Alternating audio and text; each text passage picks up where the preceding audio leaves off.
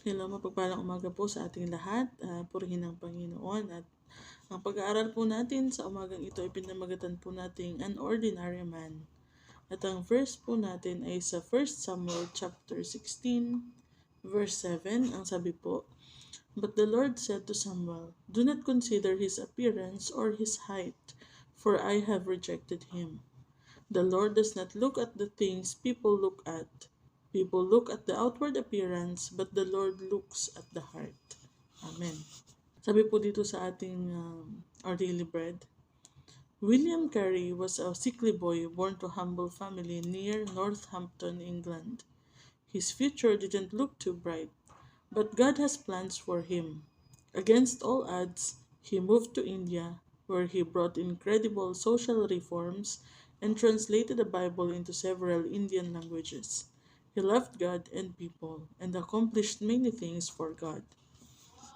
David, son of Jesse, was an ordinary young man, the youngest in his family. He was seemingly an insignificant shepherd on the hills of Bethlehem. Mababasa po natin yan sa 1 Samuel 16:11 to 12. Ang sabi po doon, so he asked Jesse, si Samuel po, tinanong niya si Jesse, "Are these all the sons you have?" "There is still the youngest," Jesse answered. "He is tending the sheep." Samuel said, "Send for him. We will not sit down until he arrives." So he sent for him and had him brought in. He was glowing with health and had a fine appearance and handsome features. Then the Lord said, "Rise and anoint him. This is the one." Yet God saw David's heart and had a plan for him. King Saul had been rejected by God for disobedience.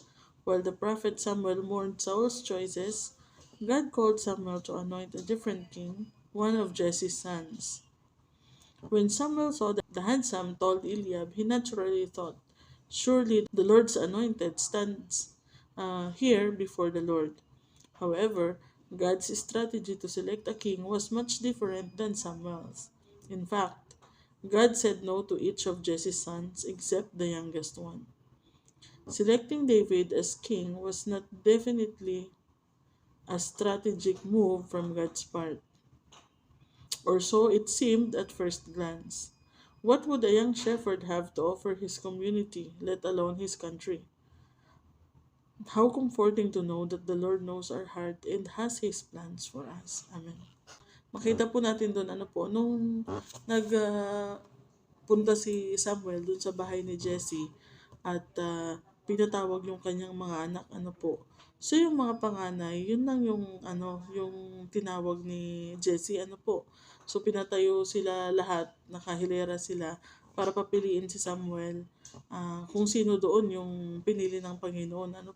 Maaring naalala din naman niya na may isa pa siyang anak, pero hindi niya ina-expect na yun ang pipiliin ng Panginoon kasi nga may mga anak siyang malalaki na, mga binata na mga warrior, naglilingkod na kay King Saul. So, maaring si Jesse, ang iniisip niya, isa doon sa mga nakakatanda na warrior ang pipiliin ng Diyos.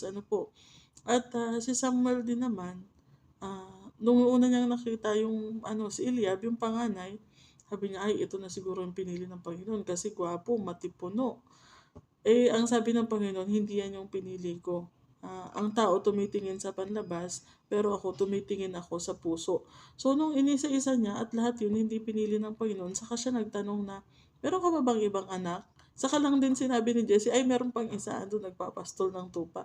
So, parang napaka-insignificant ni David na nung pinatawag yung mga anak ni Jesse, hindi niya sinabi, ay meron pa akong isang anak doon, tawagin natin, meron pa akong isang anak doon nagpapastol. Hindi yun ginawa ng tatay niya. Nung naghanap si Samuel, saka pa lang niya pinresinta na meron pa pala siyang isang anak. So, ganun kasi yung tao. Nakatingin tayo usually dun sa physical appearance, kung tindig ba nito ay leader. For example, sa mga magtuturo ng salita ng Diyos or mga mamumuno sa iglesia, titignan natin, ang tindig ba nito ay pang leader, yung katawan ba niya ay matipuno. Yung tinitignan natin is yung leadership quality. In our point of view, para makikita natin maayos, tumanamit, maganda ang tindig, may authority pagka tumayo at nagsalita. So usually ganun ang tinitingnan natin, ano po. Pero sa ating Diyos po, hindi yun ang tinitingnan niya, hindi yung qualities, yung physical appearance ng tao, kundi yung puso, ano po. Kung dun tumitingin ang Diyos, talagang pipiliin niya si Eliab. Pero hindi nga kasi ang tinitignan niya ang puso. So parang yung insignificant na bata na ordinary lang siyang shepherd, siya pa yung pinili ng Diyos. Ano po, kumbaga sa kanilang magkakapatid siya yung pinakahama kasi yung mga nakatatanda niyang kapatid naglilingkod na sa army. Tapos siya yung naiwan na nagpapastol ng mga tupa, nag-aalaga ng mga tupa ng tatay niya. So parang siya yung pinakalist sa kanila. Pero hindi yun ang nakita ng Panginoon sa kanya, kundi yung kanyang puso. Ano po, at nakita naman natin kung paano siya ginamit ng Diyos mightily. So, para bang akala natin, doon na lang siya, magpapastol na lang siya. Maaaring pag lumaki-laki siya, mag-join din siya sa army. Pero, hanggang doon na lang, yung parang nakikita ng tao kay David. Pero iba yung nakikita ng Diyos at iba ang plano ng Diyos sa kanya.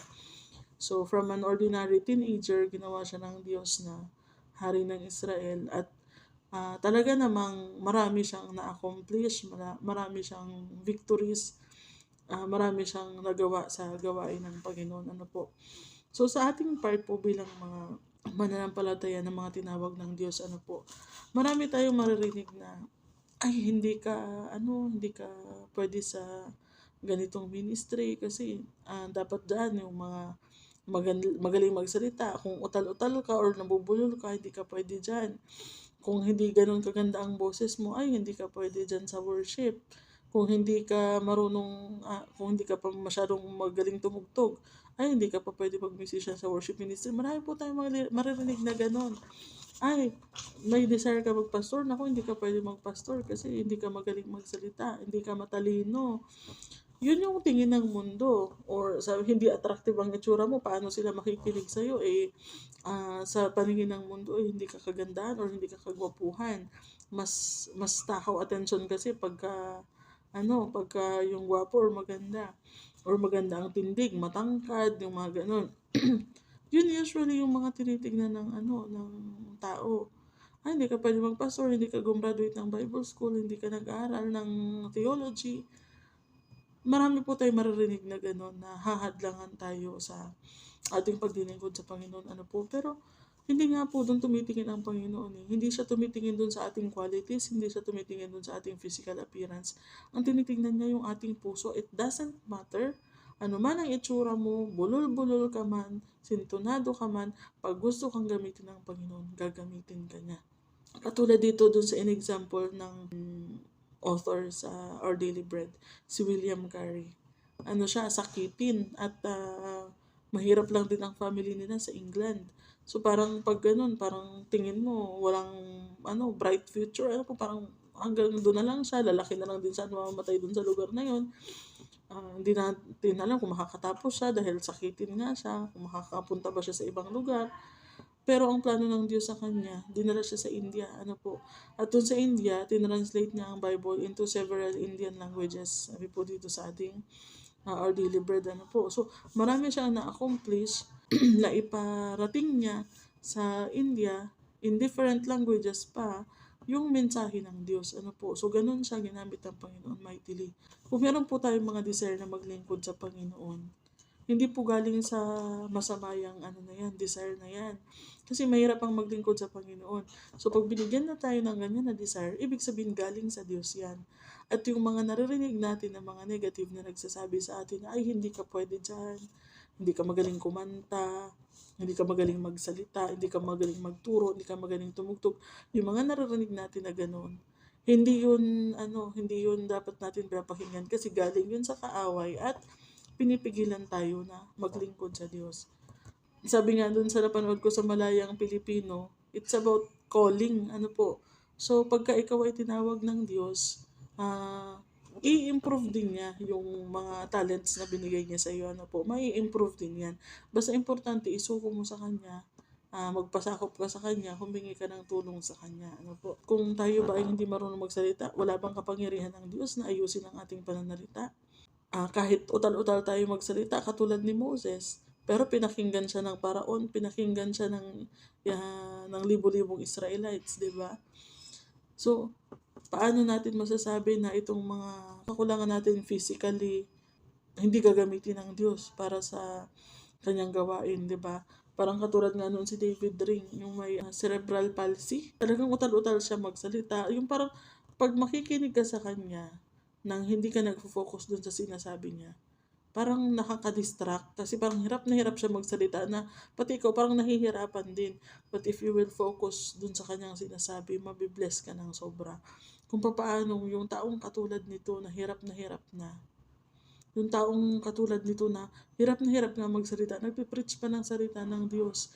Yung taong katulad nito na may disability siya, pero nakakapagpuri pa rin siya sa Diyos. Yung taong katulad nito na parang limited yung kanyang yung kanyang ability, limited yung kanyang mga magagawa, limited yung kanyang pagsasalita, pero pinapagamit niya pa rin sa Panginoon kung anong meron siya. So, yun yung tatatak dun sa mga tao, ano po, at yung ating pagiging ordinary minsan, yun pa yung gagamitin ng Diyos para maging pagpapala sa iba, ano po.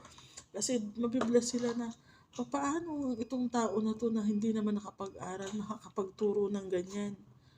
Paano itong tao na to hindi naman graduate ng Bible School, naging pastor at nakakapagturo ng salita ng Diyos? Ano po ang mag-glorify pagka ordinary ang ginamit ng Panginoon? Mag-glorify siya, hindi yung tao. Kaya minsan, pinipili talaga ng Diyos is yung mga ordinary para yung papuri ng tao, hindi dun sa ginamit niya mapupunta, kundi sa ating Diyos. Ano po? Mas nakaka-bless po kung yung mga hamak, ano po, or yung mga mangmang sa paningin ng tao, yung ginagamit ng Diyos at ginagawang dakila, ano po, kasi nakikita talaga ng mga tao na pagkilos yun ng Diyos sa kanyang buhay. Kaya tayo po, kung tayo ay ordinary lang, wala naman akong special talent, hindi naman ako extraordinarily beautiful, ganon. Hindi po yan hadlang para hindi tayo gamitin ng Panginoon. Ano po? Ang nais po ng Panginoon is magpasakop tayo sa Kanya, ibigay natin sa Kanya kung anong meron tayo, humingi tayo ng tulong sa Kanya, mag-rely tayo sa Kanyang lakas, at siya na po ang bahala dun sa naiiwan pa or sa matitira pa. Siya na po ang bahala. Pag may plano po ang Diyos sa ating buhay, no matter how ordinary we are, we can be extraordinary dahil sa plano ng ating Diyos. Ano po? No matter how ordinary you are, God has extraordinary plans for you. So, wag po nating hahayaan ng kaaway na hadlangan yung ating desire na maglingkod sa ating Panginoon. Amen po. Amen po rin ng Panginoon. So, tayo po ay manalangin. Salamat, Panginoon, for this encouragement. Salamat po na patuloy niyo po kami ipinapaalalahan ng Panginoon na hindi nga po kayo tumitingin, Panginoon, sa aming mga physical appearance or sa aming physical capabilities, Panginoon.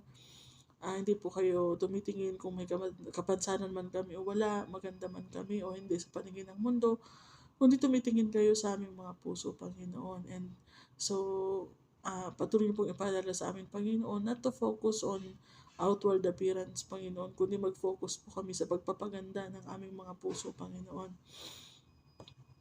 At salamat po, Lord, na bagamat hindi kami extraordinary sa paningin ng mundo, extraordinary naman kami sa iyo, Panginoon. At through your ordinary people, Panginoon, you will accomplish extraordinary things, Panginoon. Kaya maraming salamat, O Lord, sa paggamit niyo po sa amin, Panginoon. And binibigay po namin sa inyo lahat ng aming mga desires, lahat ng aming mga lakas, lahat ng aming mga talents, Panginoon. Use it as you please, Panginoon, para sa inyong gawain. Salamat, Lord, at nawa magsilbi po itong encouragement sa lahat ng makakapanood at makakarinig. Bless this day as well, O Lord. Pakaingatan niyo po kami sa maghapon na ito at nawa sa aming buhay, kayo lamang po ang patuloy na mapupurihan, Panginoon. Hallelujah. Salamat, Panginoon. We pray all of this in Jesus' name. Amen. Maraming salamat po sa mga nanonood or mga nakikinig. God bless po, mga kapatid.